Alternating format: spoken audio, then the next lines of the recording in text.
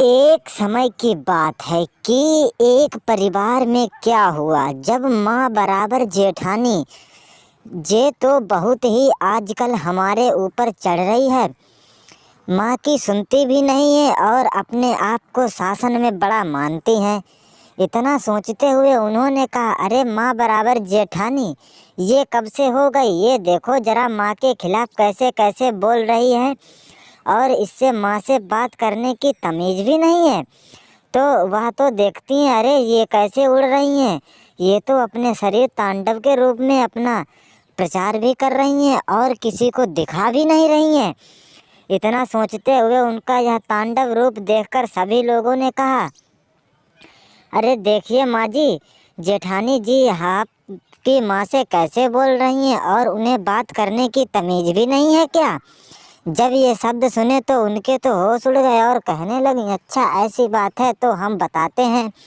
जब ये शब्द सुने तो वो कहने लगती हैं, अरे माँ बराबर जेठानी आपको तो समझ में भी नहीं आता कि माँ से कैसे बात करते हैं। जब ये शब्द सुने तो जेठानी कहती लगती है, मुझे माफ़ कर दो। इतना ऐसा तांडव रूप देखकर वो तो बेचारी बेहोश हो गई और कहने लगी, अरे इतना तांडव रूप दिखाती हैं जेठानी जी, ये तो मुझसे लगता है कुछ लेकर ही जाएंगी।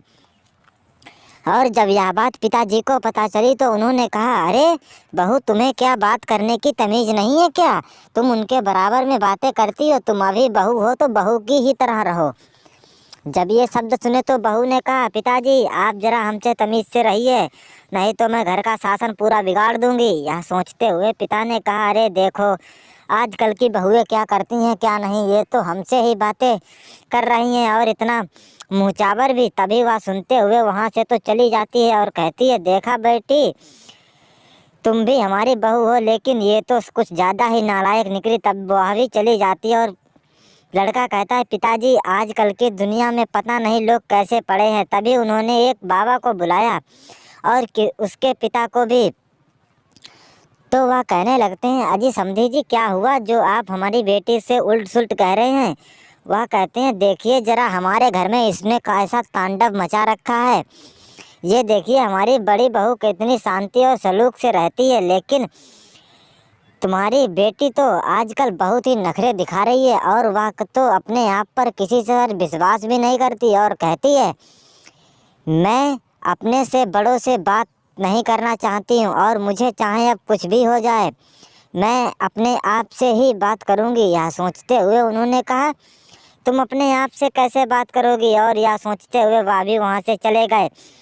तभी सरपंच ने समझाया कि आप अपनी बेटी को ज़रा समझा दीजिए। तभी पुलिस वाला वहाँ आता है, कहता है, आपको अपनी माँ से बात करने की तमीज़ नहीं है? वो तुम्हारी सासू माँ है, तुम उनसे ऐसे क्यों बात करती हो?